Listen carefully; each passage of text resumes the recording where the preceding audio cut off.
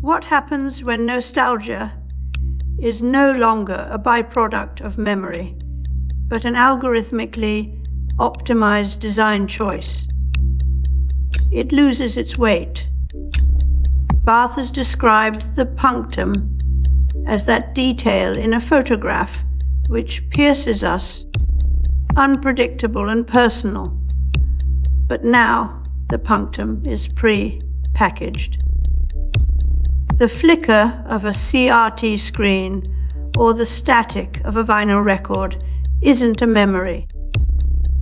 It's a UI element meant to trigger a feeling we didn't ask for. Sentiment is no longer spontaneous, it's scripted.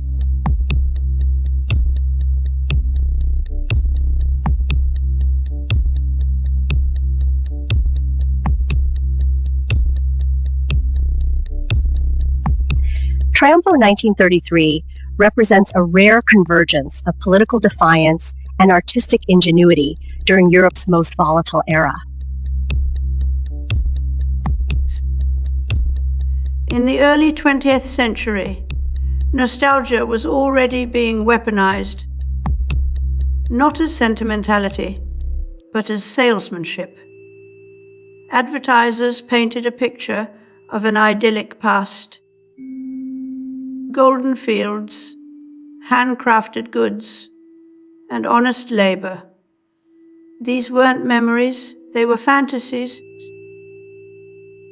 carefully constructed to sell everything from automobiles to cigarettes. The message was clear. Return to the past, not because it existed, but because it could be bought. Early ads didn't just reflect nostalgia, they created it. When mass media emerged, it gave millions access to a curated past they had never experienced firsthand. Now you could feel the warmth of hearth and home without ever having lived on a farm. Nostalgia became content, digestible, consumable, and infinitely repeatable.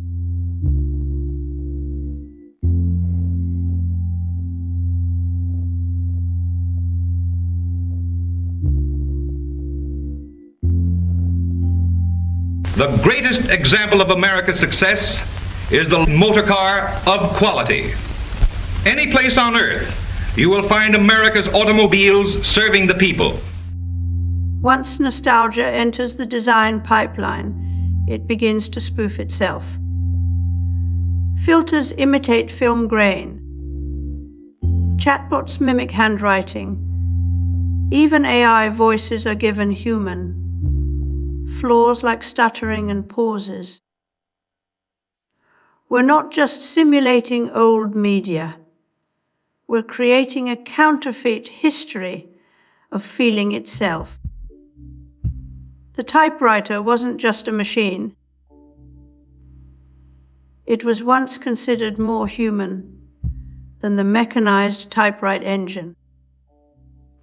Now we do something similar with algorithms, adding artificial flaws to make them feel familiar, warm, trustworthy, warned about AI's spiritual dangers.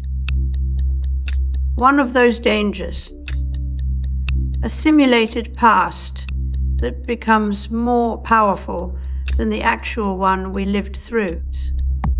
When nostalgia is no longer a feeling, but a feature. When every app, filter,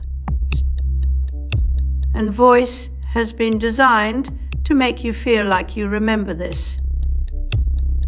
You start to wonder, whose memory are we really preserving? The Pope may be talking about ethics, but he's also describing an aesthetic crisis, one where the past becomes just another layer in the UI stack. And it's a business model. Technology has always altered our perception, but now it also alters our memory through design. The early pioneers of electronic music didn't just create new sounds. They changed how we thought sound could be made at all. Today's designers don't just change how we see the past, they decide which version gets remembered. We no longer recall childhood summers or first loves. We relive them through AI-generated photo albums, curated playlists, and algorithmic remembrance tools. Memory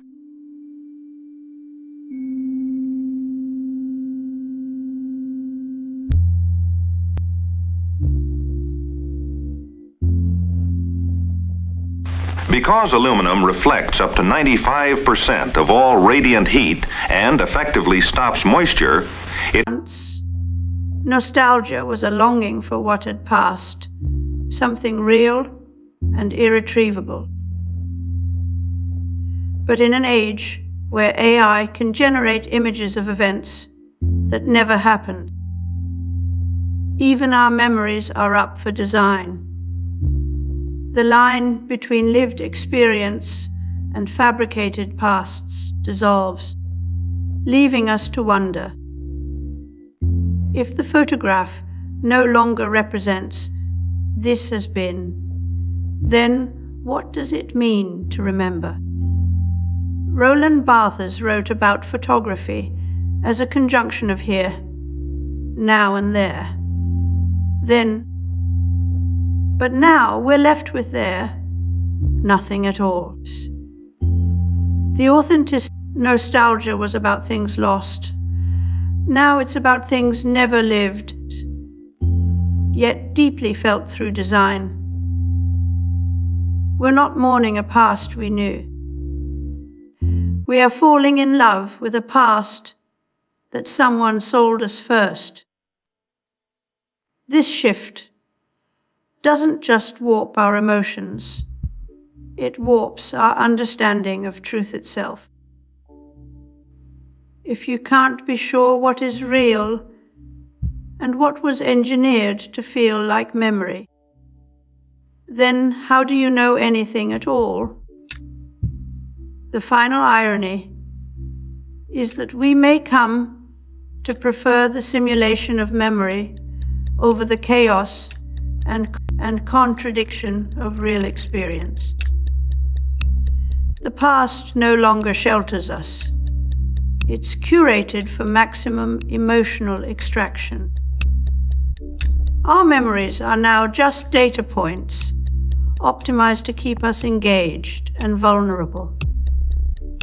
In this world, the distinction between real and manufactured memory doesn't matter. What matters is whether you feel something when you look at it. The result isn't just nostalgia, but a deeper form of erosion, epistemic collapse disguised as emotional comfort. We no longer remember. We're fed what to miss.